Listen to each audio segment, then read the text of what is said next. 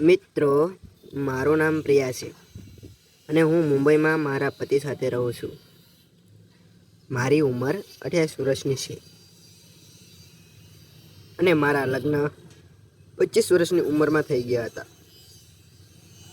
મારો રંગ ગોરો છે અને હું ખૂબ જ સુંદર દેખાઉં છું. લગ્ન પછી હું ફક્ત સાડી પહેરું છું અને મારા લગ્ન થયા ગયેલા હોવાથી હું સંપૂર્ણ શૃંગાર કરું છું. મારું સાસરિયું ઉત્તર પ્રદેશના એક નાના એવા ગામમાં છે. હું ઘણી વખત મારા પતિ સાથે મારા સાસુ સસરાને મળવા ઉત્તર પ્રદેશ જાઉં છું. આ વાત ત્યારની છે જ્યારે ગરમીની મોસમ હતી અને હું મારા પતિ સાથે મારા સાસરિયામાં ગઈ હતી. અમારું ગામમાં આવેલું ઘર ખૂબ જ જૂનું થઈ ગયું હતું. તેની છત કમજોર થઈ ગઈ હતી. અમે ઘરે આવવાના ન હતા એટલે મારા સાસરાએ પહેલેથી જ ઘરનું રિપેરિંગ કામ શરૂ કરાવ્યું હતું. હું મારા પતિ સાથે રવિવારે સવારે ગામમાં પહોંચી એટલે ઘરે કામ કરવા આવતા મજૂરો રજા ઉપર હતા. ઘરે પહોંચ્યા પછી થાકને લીધે અમે ક્યારેક ઊંઘ આવી ગઈ તેની ખબર જ નહીં રહી. પરંતુ સોમવારે સવારે 6 વાગ્યે દુર્ઘટના થઈ ગઈ. મારા સસરાના પ્રિય મિત્રનું અવસાન થઈ ગયું, જે બાજુના ગામમાં રહેતા હતા. એટલે મારા પતિ, મારા સાસુ અને સસરા બાજુના ગામમાં જતા રહ્યા. ઘરમાં કોઈ વહુ જરૂરી હતું કારણ કે આજે સોમવાર હતો અને મજૂરો કામ ઉપર આવવાના હતા.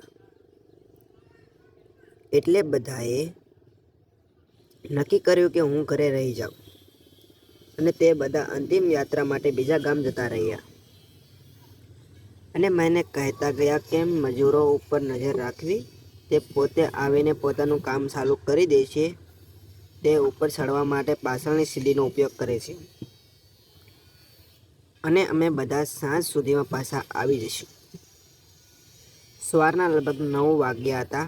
મારા અંદાજ પ્રમાણે 10 વાગ્યા સુધી મજૂર આવી ગયા એટલે હું નહાવા માટે ગઈ.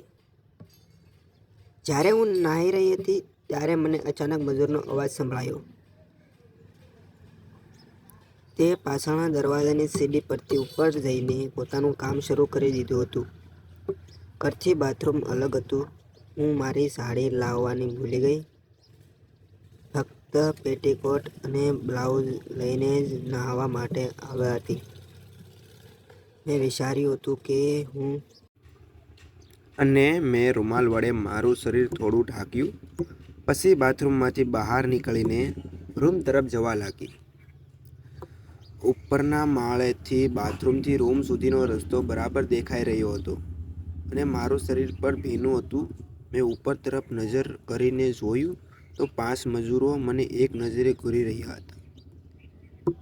મને જોઈને સ્મિત કરવા લાગ્યા. હું જલ્દીથી અંદર ગઈ અને દરવાજો બંધ કરી દીધો. ફટાફટ મેં સાડી પહેરી અને રસોડામાં જઈને કામ કરવા લાગી. મને તેના અવાજો સ્પષ્ટ સંભળાતા હતા. તે 5 મજૂરો અંદર વાતો કરતા હતા. પહેલો બોલ્યો, "આ મહિલા કોણ છે અને આ બુઢાને ઘરે આટલી સુંદર મહિલા શું કરી રહી છે?" તો બીજાએ કહ્યું, "આ તેની વહુ છે. તે શહેરમાં રહેતી છે. તે જોયું નથી તેનો ગોરો રંગ? ગામડાના તડકામાં આટલું ગોરું શરીર કોઈનું નથી." આટલું બોલીને બધા હસવા લાગ્યા. ફરી એક મજૂર બોલ્યો, "લાગે છે આજે ઘરે કોઈ નથી. માત્ર વહુ રાણી છે અને તેની લટકા કરતી શાલ સુંદર લાગે છે." તો બીજાએ કહ્યું, "મોટા, ધીમે બોલ, તેને બધું સંભળાતું હશે." હું તેની વાત સાંભળીને ચકિત થઈ ગઈ. પરંતુ મારા શરીરમાં એક અનોખો કરંટ દોડવા લાગ્યો અને મેં વિચાર્યું કે ગામડાના મજૂરો આવા મોજીલા જ હોય છે. મારે તેની વાત પર ધ્યાન આપવું જોઈએ નહીં. પછી અવાજ આવ્યો નહીં. તે બધા પોતપોતાના કામમાં વ્યસ્ત થઈ ગયા. બપોરના સમયે મેં જોયું કે બધા મજૂરો ક્યાંક ગયા છે અને પછી થોડો સમય બાદ પાછા આવ્યા. તો મેં તેને પૂછ્યું, તમે લોકો ક્યાં ગયા હતા? તો તેણે જવાબ આપ્યો, અમે જમવા માટે ઘરે ગયા હતા અને હવે ફરી કામ કરીશું. બોલતા બોલતા તેને મોઢા પર એક સ્મિત આવી ગયું. લગભગ અડધો કલાક પછી એક મજૂરે મારી પાસે પાણી માંગ્યું. હું તેને પાણી લેવા રસોડામાં ગઈ. તે પણ રસોડામાં મારી પાછળ પાછળ આવી પહોંચ્યો. એની મને ખબર જ ન પડી. હું જલ્દી પાણી આપવા ફરી અને હું તેને મારી સામે જોઈને ડરી ગઈ. તેણે મને અચાનક પકડી લીધી અને મારું મોઢું બંધ કરી દીધું અને મને ખેંચીને મારા રૂમમાં લઈ ગયો. અને ત્યાં પહેલેથી જ 4 મજૂર હતા. તેણે મારા મોઢા ઉપર પટ્ટી બાંધી અને કહ્યું, તારા જેવી સુંદર સ્ત્રી અમે ક્યારેય જોઈ નથી અને અમે ગામમાં જાણીને આવ્યા છીએ કે તારા ઘરના આજ સાંજ સુધી પાછા આવવાના નથી. એટલે આજ સુધી તારે મારી દરેક વાત માનવી પડશે. આટલું કહીને તેણે મને મારા બેડ સાથે બાંધી દીધી. એક મજૂરે મારા 2 હાથ પકડી રાખ્યા. તેનામાં ખૂબ જ તાકાત હતી. પછી તે લોકો પોતપોતાના મોટા હથોડા વડે ખીલ ધરવવા લાગ્યા.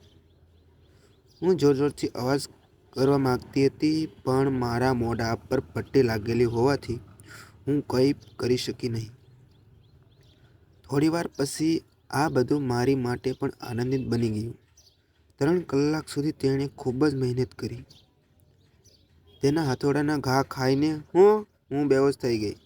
પછી તે લોકો મને ખૂબ જ એમ જ હાલતમાં છોડીને ચાલ્યા ગયા. જ્યારે મને હોશ આવ્યો ત્યારે મેં મારા મોઢા પરથી પટ્ટી ખોલી અને મહેસૂસ કર્યું કે મારા પતિએ મને ક્યારેય આવી મોજ ન હતી. મને એક વાતનો ડર હતો કે મને આ વજનદાર હથોડા ખાવાની ટેવ ન પડી જાય. બધા મજૂર મને છોડીને પોતપોતાના ઘરે ગયા. સાંજે જ્યારે મારા પરિવારના લોકો પાછા આવ્યા ત્યારે મેં તેને કહી દીધું